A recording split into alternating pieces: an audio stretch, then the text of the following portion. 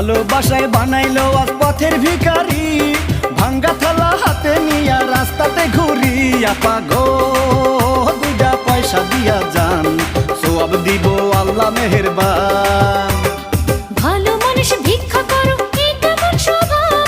কাম কইরা খাও, দেখবা তোমার থাকবো না অভাব। ফকির গো আমায় মাফ কইরা দাও ভাই, আমার কাছে ভাঙতে টাকা নাই।